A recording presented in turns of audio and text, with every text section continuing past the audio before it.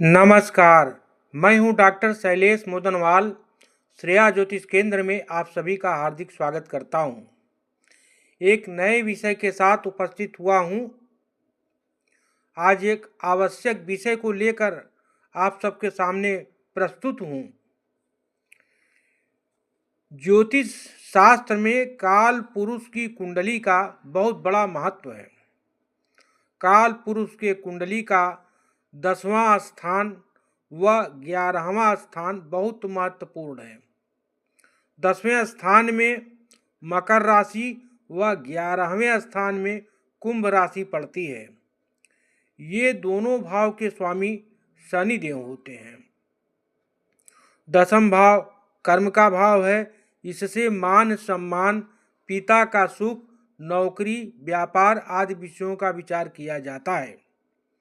जबकि एकादश भाव है आय का अथवा लाभ का, जिससे धनागम लाभ, मित्र सुख, भाई, आकस्मिक लाभ की प्राप्ति आदि का विचार किया जाता है। इस तरह हम देखें तो जीवन का जो महत्वपूर्ण बिंदु है उस पर शनि का आधिपत्य है। शनि ग्रह को काल पुरुष में दुखों का कारक माना जाता है। काल चक्र में शनि कर्म और उसके परिणाम का प्रतीक है। जहाँ सूर्य प्रकाश है तो वहीं शनि अंधकार है। सूर्य जीवन है तो शनि मृत्यु है। यह एक राशि में 30 महीने निवास करते हैं और मकर तथा कुंभ राशि के स्वामी माने जाते हैं तथा इनकी महादशा 19 वर्ष के लिए आती है। जीवन में जब भी शनि की दशा आएगी, महादशा आएगी, तो 19 वर्ष के लिए आती है। इस प्रकार शनि चंद्र राशि से जब द्वादश चंद्र लग्न अथवा चंद्र लग्न से द्वितीय भाव में से होकर गुजरता है तो शनि की 7.5 का प्रभाव जातक पर पड़ता है। शनि जब चंद्र राशि से चतुर्थ व अष्टम भाव में होता है तो शनि की ढैया का प्रभाव जातक पर रहता है। कुपित एवं पीड़ित शनि की दशा के कारण पांडवों को वनवास मिला, रावण की दुर्गति हुई, जग जाहिर है जो हाल उसका हुआ। महाराजा विक्रमादित्य की दुर्दशा हुई शनि के कारण। राजा हरिश्चंद्र को भी पीड़ा उठानी पड़ी कुपित और पीड़ित शनि की दशा के कारण।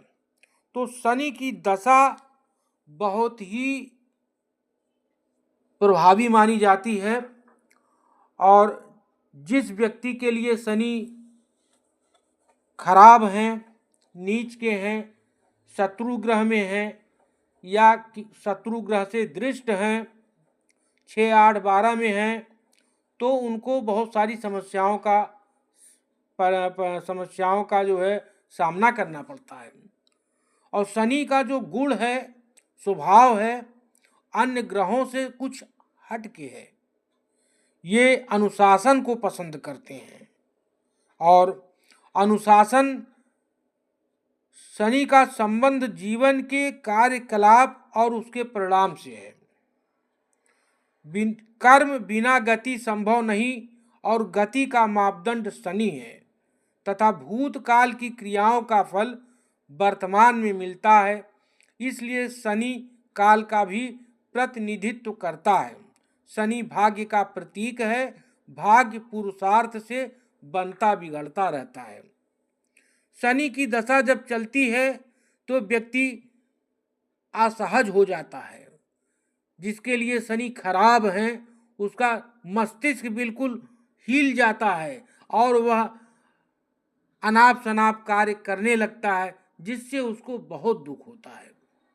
कहा गया है, जाको प्रभु दारुण दुख देही ताकि मति पहले हरि लेही।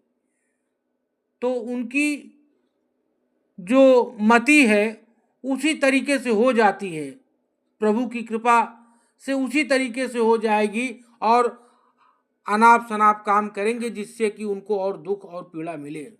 क्योंकि शनि का संबंध जीवन के यम नियमों, यदि आप नियमबद्ध हैं, आप नियम का पालन कर रहे हैं, नैतिकता और अनुशासन से हैं, तो सही आचरण से हैं, सही कर्म कर रहे हैं, किसी को पीड़ा नहीं पहुंचा रहे हैं, अपने कर्म में लीन हैं, तो आपको शनि से डरने की जरूरत नहीं है। लेकिन जब आप इसकी अवहेलना करेंगे, आप गलत कार्य करेंगे, घूस लेंगे कार्यों में और गलत तरीके से कमाई करेंगे, गलत रास्ते पर जाएंगे, गलत कार्य का सहारा लेंगे, तो शनिदेव कुपित हो जाते हैं। आपका आचरण सही नहीं है, आप नशा कर रहे हैं तो भी शनि कुपित हो जाते हैं। तो ये सारी चीज़ें हैं, इसको समझने की ज़रूरत है। क्योंकि शनि देव अगर प्रसन्न हो जाए तो अंबार लगा देंगे आपके जीवन में, खुश हो जाए तो सुख चैन से आपको भर देंगे जो है। तो इस बात को आपको समझना होगा। शनैश्वर प्रीतिकरम सर्व सौभाग्यदायकम, शनि से जो प्रीत करता है सारे सौभाग्य को प्राप्त करता है। तो इसके लिए शनि को आप कैसे खुश कर सकते हैं, कैसे प्रसन्न कर सकते हैं? आप गरीब को पीड़ित न करें, सही रास्ते पर चलें, सही कर्म करें, भगवान का भजन करें, शनि प्रसन्न होगा। शनि को प्रसन्न करने के लिए भगवान कृष्ण की पूजा अर्चना करनी चाहिए। क्योंकि भगवान शनि के जो इष्ट हैं भगवान कृष्ण हैं। कृष्ण की पूजा करने वालों पर शनि की कुदृष्टि नहीं होती। आप भगवान शनि को प्रसन्न करने के लिए भगवान कृष्ण की पूजा अर्चना करें। ओम नमो भगवते वासुदेवाय मंत्र का जाप करें। शनिवार के दिन पीपल के वृक्ष में सायंकाल के समय सरसों के तेल का दीपक जलाएं। इसके अलावा काला तिल, काली उड़द, लोहे का पात्र, सरसों का तेल, ये सारी चीज़ें जो है आप शनिवार को के दिन भिखारी को दान दें, गरीबों को भोजन कराएं, असहायों की धन आदि से सहायता करें, तो शनि प्रसन्न होगा और आपके जीवन से दुख कष्ट ये दूर होगा। और आपके कुंडली का जो 10वां और 11वां भाव है वह मजबूत होगा और आपके जीवन में सुख शांति और चैन की प्राप्ति होगी।